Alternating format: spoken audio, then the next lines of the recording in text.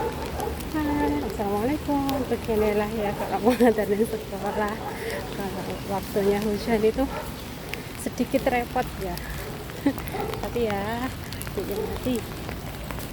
Semoga keretanya nggak penuh. Habisnya banyak orang yang naik. Tuh, bocahnya lagi di dalam. Lucu tuh.